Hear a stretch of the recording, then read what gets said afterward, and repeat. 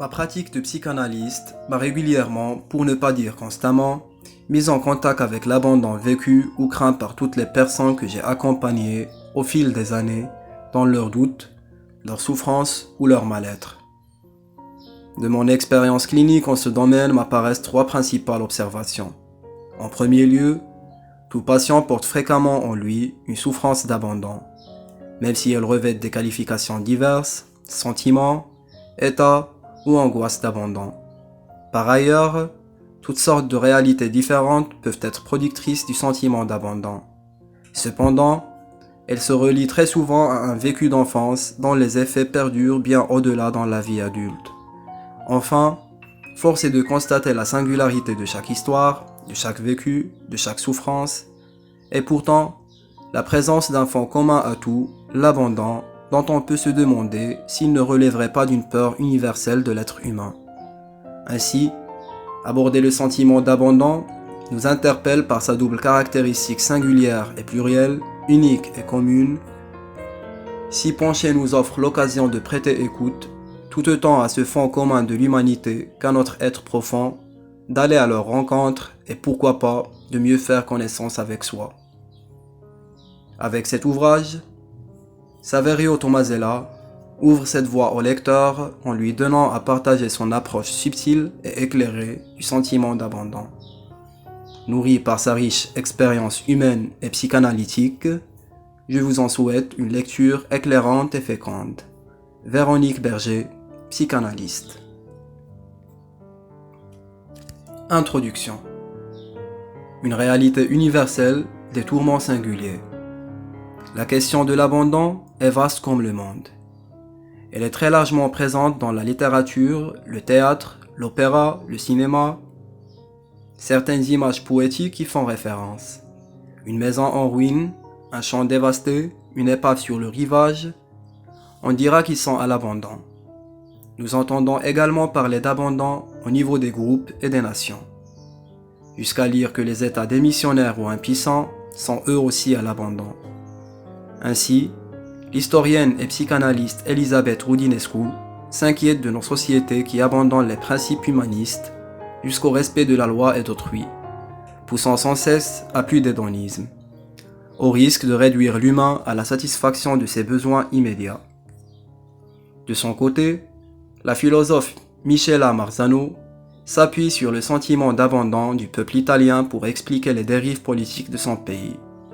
Enfin, l'économiste Jacques Attali dénonce la barbarie aveugle et l'égoïsme extrême d'un certain capitalisme sans foi ni loi. Au niveau individuel, chaque être humain a vécu, au moins une fois dans sa vie, la crainte ou la réalité d'un abandon. Chacun de près ou de loin est concerné par le sentiment d'abandon. Le fait même d'utiliser la formule « sentiment d'abandon » montre à quel point ce vécu est profond et implique le centre de l'être, ce qui est essentiel et vital. Même lorsqu'il ne dit pas son nom, l'abandon, sa peur ou sa mémoire est sous-jacent à de très nombreuses situations.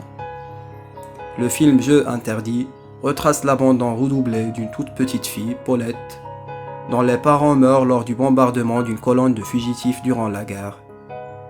Réfugiée dans une famille qui l'accueille un temps, elle se lie d'amitié avec Michel, un garçon plus grand qu'elle, avec lequel elle partage des jeux qui lui permettent de symboliser et de penser la mort. De nouveau brutalement arrachée à son ami, elle est placée dans une institution pour orphelins à la toute fin du film. Ses appels désespérés pour retrouver Michel illustrent de façon saisissante la douleur de l'abandon. Exclusion, humiliation, maltraitance, rejet et trahison. L'abandon existe sous de multiples formes. Vertige, perte du goût de vivre, honte, effondrement des repères, l'abandon provoque des ressentis très variés, tous douloureux, et qu'il s'agira d'exprimer pour éviter qu'ils ne s'enquistent. Un jour, Amalia, une dame déjà âgée, vient se confier à moi après avoir longuement hésité. Je reçois une femme désespérée, inconsolable. Notre première rencontre est riche de souvenirs et d'émotions. L'air vibre de gravité. Quelques jours plus tard, ne voulant pas attendre notre prochain rendez-vous, Amalia m'écrit pour exprimer ce qu'elle n'a pas réussi à me dire. Pourquoi une émotion si forte? Devant vous, je me trouve dans une situation nouvelle. Vous m'écoutez, vous me croyez. Cela peut paraître naturel, logique. Pas pour moi, par manque d'habitude. Longtemps après le viol, j'ai voulu raconter à ma grand-mère ce qui m'avait été fait. Je voulais que l'on m'explique pourquoi je sentais que c'était mal. Mais en guise de réconfort, j'ai reçu une trompe violente, à laquelle ont succédé les mots. Il ne fallait rien dire à personne. J'étais la coupable, j'étais la honte. Elle était persuadée que j'allais parler autour de moi, aux voisins. Cet acte déjà si perturbant était devenu encore plus atroce. J'apportais la honte sur la famille. Les mots étaient si durs, si violents, si répétitifs, que je leur préférais encore les coups. Je les souhaitais pour que ma grand-mère se taise. Sa réaction a été si violente que j'étais persuadé qu'elle en avait raison. J'étais le monstre. La question qui me hantait, si elle ne voulait plus garder un monstre, qu'allais-je devenir? Retourner à l'hôpital, au poulailler? Durant la Seconde Guerre mondiale, la petite Amalia, abandonnée par mère et père, avait été placée à l'assistance publique dans un centre hospitalier pour enfants orphelins, loin de Paris, dans la campagne normande. D'abord oubliée plusieurs jours dans une cave après un bombardement, elle avait été violée par un éducateur, lequel avait entraîné un jeune apprenti infirmier dans son acte profanateur. Ne parlant plus, hébétée, exprimant sa détresse par un refus de communiquer, Amalia avait été punie et mise en quarantaine, reléguée seule dans un poulailler pour le reste de son séjour à l'assistance publique.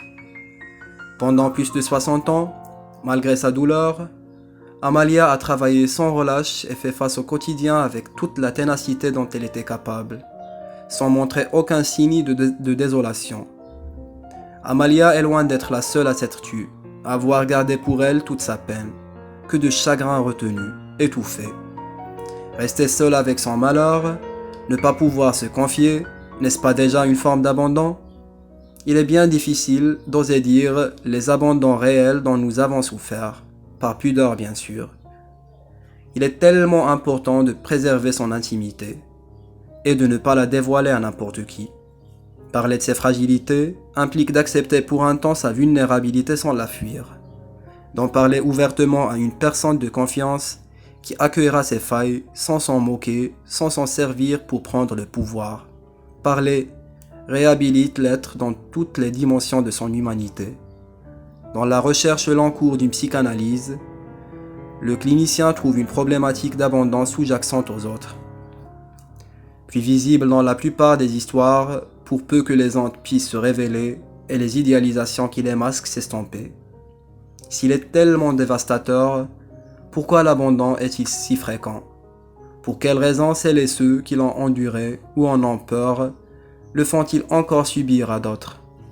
La chaîne de la maltraitance se répercute inlassablement, en cascade, de génération en génération, jusqu'à ce que quelqu'un se réveille et décide d'y mettre un terme.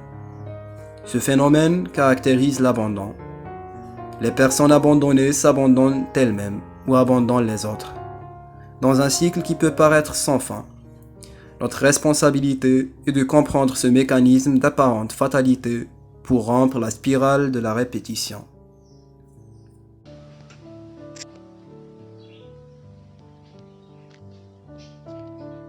Première partie. Les manifestations du sentiment d'abandon. Il arrive de se sentir abandonné lors de moments difficiles, de situations critiques, telles que la solitude, l'exclusion, le conflit, le deuil, ou simplement de situations déroutantes, inattendues, que l'on soit seul ou bien entouré. Que se passe-t-il alors?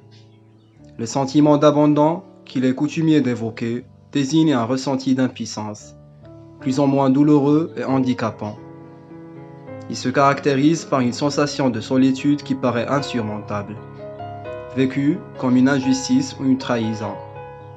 Il s'agit d'un désarroi, pouvant être durable et profond, souvent accompagné de forte angoisse, de colère irrépressible ou de tristesse inconsolable, ainsi que d'une impression persistante d'insécurité. Sandrine confie: « Il m'arrive d'avoir la sensation d'être soudain perdu. Toute seule, cette peur d'être abandonnée, je la ressens fréquemment en ce moment. Je me sens fragile, je suis incapable de rester seul. Je sais bien que l'abandon n'est pas chaque fois une réalité, mais plutôt une peur au fond de moi. Pourtant, je ne peux m'empêcher d'avoir peur. Un retard, un rendez-vous annulé, mes clés que je ne retrouve plus, tout cela déclenche en moi une panique. Avec cette idée étrange que je ne pourrai rien faire tant que quelqu'un ne sera pas là avec moi et près de moi. Le sentiment d'abandon est l'expression d'une souffrance dans la relation à soi-même et aux autres. Il se manifeste de différentes façons. Certains ont constamment peur d'être rejetés et prisonniers de leur peur. On arrive à provoquer l'abandon tant redouté. D'autres s'accrochent à quelqu'un. D'autres encore, au contraire, évitent de s'engager et de se lier vraiment. Chapitre 1. Quand la solitude est source d'angoisse. Il est parfois difficile d'être seul, surtout quand se profile la menace de l'abandon.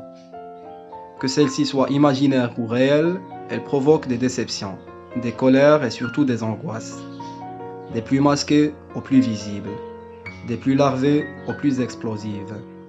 Nous allons tenter d'en explorer les méandres. William ne supporte pas d'être seul. Un soir, le téléphone sonne. À l'autre bout du fil, une voix faible, timide, presque éteinte, demande un rendez-vous. Je me sens seul, explique cet homme jeune, pourtant marié et père d'un enfant. Lorsqu'il vient, William me dit très vite qu'il est tout le temps angoissé. Je suis tellement angoissé que je n'arrive pas à lire. Rien, même pas une bande dessinée. C'est la première fois que cela m'arrive.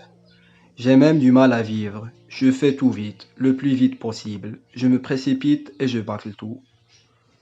William marque un long silence en regardant la pièce autour de lui, puis ses chaussures. Il semble jeûner. Je m'ennuie. Et je déprime tous les soirs. William me regarde un moment en silence. J'ai recommencé à avoir de l'asthme en même temps qu'une bronchite. Et l'asthme, ça angoisse, je vous assure. Je demande à William, pour qui souffrance et angoisse semblent résulter d'une grande solitude, s'il peut alors compter sur une présence amicale. J'ai appelé mon copain Pierre. Il était à la clinique pour une opération des ligaments du genou. Le pauvre. Je l'aime bien. J'ai senti, une fois de plus, qu'il me fuyait malgré ce qu'il m'avait dit dernièrement. Je voudrais savoir pourquoi. C'est très blessant pour moi. Peut-être a-t-il de bonnes raisons. Il me dit qu'il m'apprécie, mais on n'arrive jamais à se voir. Ce qui m'inquiète, c'est que je suis toujours seul. Ma femme travaille beaucoup. Qu'est-ce qui m'arrive? En fait, je ne sais pas quoi modifier dans ma façon d'agir avec les autres. Vous avez rappelé votre ami Pierre? Je lui ai téléphoné pour lui dire que cela me ferait très plaisir de le voir depuis tout ce temps. Il m'a répondu qu'on se rappellerait à la fin de la semaine. On est déjà à la fin de la semaine et il ne m'a toujours pas rappelé.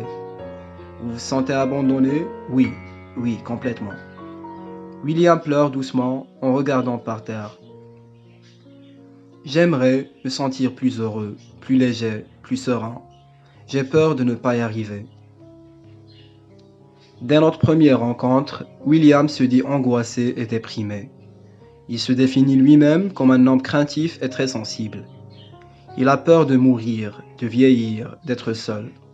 Ces crises d'asthme sont une réponse physique à son angoisse mêlée de chagrin. Au propre comme au figuré, William suffoque, très vite. Il en vient à faire le constat de sa solitude, sans doute à l'origine de cette asphyxie. William est en proie à un questionnement incessant, un tourment continu et oppressant. Il doute de lui et des autres, notamment de Pierre, qu'il considère pourtant comme son ami. William se plaint du manque de présence de Pierre, jusqu'à se sentir abandonné. Pourtant, l'abandon de William par son ami n'est pas réel. Il est de l'ordre du ressenti. William se persuade de la fuite de Pierre et la ressasse. William est le papa d'un petit garçon. Je l'interroge sur sa façon de vivre l'arrivée de son enfant et sa nouvelle paternité. William se rappelle qu'avant la naissance de son fils, il fumait, il buvait et il mangeait beaucoup pour se remplir. Il raconte sa tristesse, sa difficulté à réaliser ce qu'on lui demandait de faire, Au bureau, en particulier, où il peinait à donner le change, il poursuit en évoquant sa femme.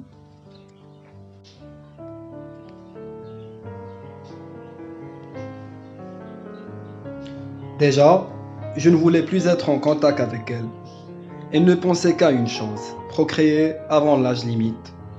Elle est plus âgée que moi. J'ai l'impression que ma semence est la seule chose qui l'intéresse. Le matin, le soir, le week-end, elle me posait sans arrêt la même question. Est-ce que je voulais bien avoir un enfant? Cette question m'étouffait, surtout venant d'elle que je n'aime pas et qui me déteste ouvertement.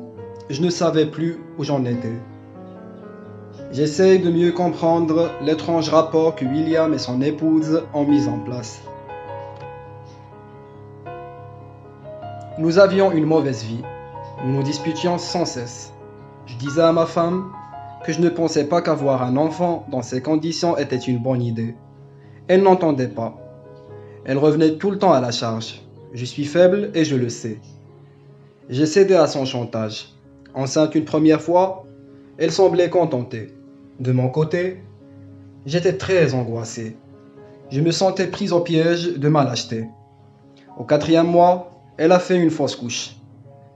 Une course aux traitements médicaux a été mise en place pour avoir un nouvel enfant. Je me sentais exclu de cette procréation médicalisée. Depuis, l'acte sexuel m'apparaît comme un accessoire, au même titre que les traitements médicaux. Une autre grossesse est arrivée, très médicalisée. Chaque jour suivi comme une maladie grave. Je me sentais de nouveau démuni, abandonné. Encore une fois, je ne représente qu'une partie du décor. Depuis, je suis très déprimé et je n'arrive pas à retrouver le goût de vivre. Lorsque je demande à William si la relation avec son épouse s'est améliorée depuis la naissance de leur enfant, il me dit que non, au contraire. Pourquoi n'ont-ils pas songé à se séparer s'ils ne s'entendent pas du tout? Ce désamour n'est-il pas le signe d'un abandon réciproque des époux? William est gêné de me répondre. Je me sens trop seul. Je suis incapable de quitter ma femme ou même d'accepter l'idée d'une séparation. William est perdu. Son incapacité à supporter la solitude l'empêche d'être libre et de vivre selon ses vœux. Véronique craint d'être oubliée. Véronique est une femme agitée. Elle ne tient pas en place. Avant les premières séances, elle m'appelait pour être sûre que je n'avais pas oublié son rendez-vous. Véronique arrive chaque fois très en avance. Une fois assise, elle bouge sans arrêt. Ses doigts jouent du piano sur ses cuisses pendant qu'elle me parle. Je dors mal la nuit. Cela fait des années que j'ai des insomnies. Je fais des cauchemars, j'imagine des accidents impossibles. Par exemple, ma voiture est garée. Je mets des grosses pierres devant les pneus, au cas où le frein lâcherait. De quoi avez-vous peur? J'ai peur de me perdre dans un centre commercial ou de perdre mon portefeuille, mes papiers ou bien mes clés. Véronique, racontant sa peur de se perdre dans un lieu pourtant très familier, de ne plus retrouver son portefeuille et ses papiers, exprime sa crainte de s'effacer, de ne plus exister, de disparaître. Il y a quelques jours, j'étais allé faire des courses dans une grande surface que je connais bien. Je n'y étais pas allé depuis quelque temps. Ce n'est pas la plus proche de chez moi. Toute la disposition du magasin avait été changée. J'étais complètement perdu. Je me suis senti toute petite. Incapable de me repérer, j'étais presque paniqué. J'ai eu l'impression de me noyer. J'étais tellement confuse. J'ai dû reprendre mon souffle. Je n'ai pas pu rester. Je suis sorti en vitesse. Cela vous arrive à d'autres moments? Oui. Quand je vais dans ma belle famille, j'ai l'impression de n'intéresser personne. Au bout d'un moment, j'ai peur de disparaître, de ne plus pouvoir exister. Dans ces circonstances, à mesure que l'angoisse monte, Véronique semble s'oublier au point de douter de sa propre existence. Elle oublie ce qui est important pour elle, ce qu'elle pense et ressent. Seule demeure sa peur d'être oubliée. J'ai peur que mon mari m'oublie, si je lui ai donné un rendez-vous et qu'il est en retard. Cela me fait ça aussi, avec un collègue en retard ou chez le médecin si j'attends longtemps. Vous avez l'impression d'être abandonné? Oh, c'est beaucoup dire. Oui, au fond de moi, si je suis sincère, je peux dire que je me sens abandonné. Pourtant, le plus souvent, je sais bien que je ne vais pas être abandonné vraiment. C'est plutôt une peur. Vous vous sentez seul? Non, presque jamais. Je me débrouille pour être tout le temps avec quelqu'un. Pourtant, je me sens très seul avec moi-même. Comment vous dire? Je suis seul avec mes peurs et mes idées noires. Je n'ose en parler à personne. J'ai honte. Je ne voudrais pas qu'on se moque de moi. Véronique a fait en sorte de masquer ses angoisses derrière une façade de battante. J'ai toujours quelque chose à faire, me dit-elle. Je ne supporte pas d'être inoccupée. Par sa panique à l'idée de perdre ses papiers ou de se perdre elle-même dans un lieu familier, soudain devenu étranger, elle exprime sa crainte d'être oubliée de ses proches ou de s'oublier elle-même, ce que lui fait éprouver une sensation de dilution de son identité. Par pudeur et du fait de sa honte face aux autres, Véronique mettra beaucoup de temps à reconnaître vraiment une crainte de l'abandon pourtant très présente en elle. Gérard a peur d'être rejeté. Au début, Gérard ne savait pas trop pourquoi il venait parler à un psychanalyste. Tout semblait aller plutôt bien pour lui. Gérard est un artiste, particulièrement sociable et très élégant. Derrière son charme naturel, sa facilité à communiquer et sa désinvolture, se cache en réalité une grande peur de la solitude, d'autant plus vive que le soir arrive. Heureusement, me précise-t-il un jour, comme je suis comédien, je joue le soir. Sinon, ce serait très difficile de rester tout seul chez moi le soir venu. Gérard a beaucoup d'humour. Il n'est pas du tout susceptible. Néanmoins, il a un fonctionnement très affectif. Il a facilement l'impression d'être rejeté. Par exemple, dès que quelqu'un lui fait une critique, il se sent mal et craint de ne plus être aimé. Ce trait de caractère est particulièrement évident avec ses collègues et ses amis. Gérard m'explique longuement comment il lui arrive de se sentir rejeté dans son travail, notamment lorsqu'un metteur en scène n'apprécie pas complètement ce qu'il fait. Hier, j'étais avec des collègues. Nous avons discuté de mon dernier spectacle. J'ai un rôle nouveau pour moi. Pour une fois, je ne suis plus un jeune premier, mais une crapule. Un type plutôt noir et à vrai dire détestable. Je suis content de pouvoir enfin jouer à contre-emploi. Je me suis donné beaucoup de mal pour fouiller tous les ressorts psychologiques du personnage. Hier, Joyce, que j'apprécie énormément, a critiqué ma composition en me faisant des remarques pourtant très fines et très pertinentes. Une part de moi me disait qu'elle avait raison et que j'aurais intérêt à suivre ses conseils, mais l'autre, la plus grande, était atterrée. Je me sentais gêné, mal à l'aise, tout penaud et contrit. J'avais l'impression de ne plus être aimable. C'était vraiment un moment très dur. Sur le coup, je n'ai pas réussi à rester souriant. Je me suis renfrogné. Joyce m'a reproché de bouder, ce qui a encore plus accentué mon désarroi. Une fois seul, il m'a fallu plusieurs heures pour me ressaisir et revenir à des sentiments plus calmes et plus positifs.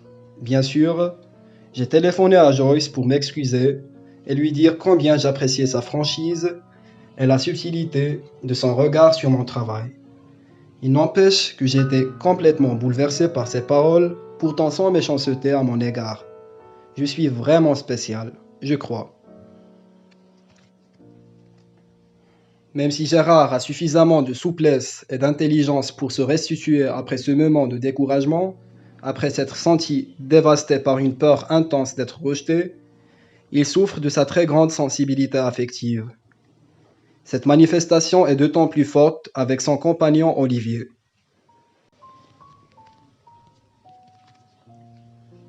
Cela fait plusieurs mois que je vis une relation amoureuse passionnée. Depuis peu, je me sens tout bizarre. Mon copain vient me voir un peu moins souvent. Il me dit de ne pas m'inquiéter, qu'il a juste besoin de se retrouver seul. Je le comprends très bien. Je respecte son choix. En plus, je sais très bien qu'Olivier est fidèle, mais en même temps, je panique. J'ai peur qu'il me laisse tomber. c'est plus fort que moi. Chaque fois qu'il m'annonce qu'il ne viendra pas, une angoisse s'empare de moi.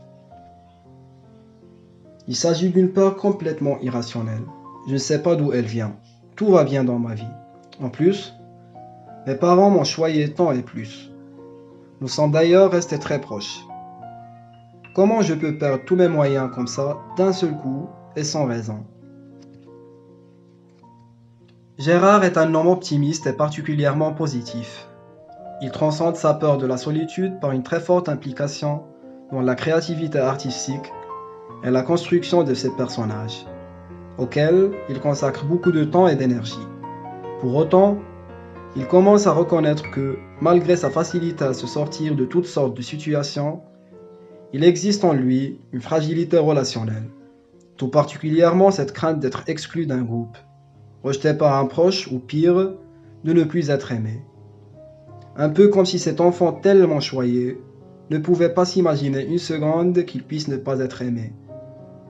Lorsque Gérard ne sent pas poser sur lui un regard bienveillant ou porteur, lorsqu'il a l'impression de ne plus être suffisamment aimé, tout s'écroule en lui et autour de lui, jusqu'à sa belle assurance et son entrain. Nous venons de dessiner les portraits de 3 personnes qui ont peur de la solitude, crainte sourde, angoisse oppressante ou panique soudaine, caractérisent leur façon de répondre à la menace d'un abandon, même si cette menace est imaginaire. Elle les tenaille et leur fait perdre leurs moyens, souvent à leur corps défendant. Nous allons maintenant nous intéresser à la manière dont d'autres individus, pour ne pas avoir à vivre les affres de ce type d'angoisse, vont chercher à s'accrocher à quelqu'un comme un rocher dans la tempête ou comme un bébé singe à sa maman.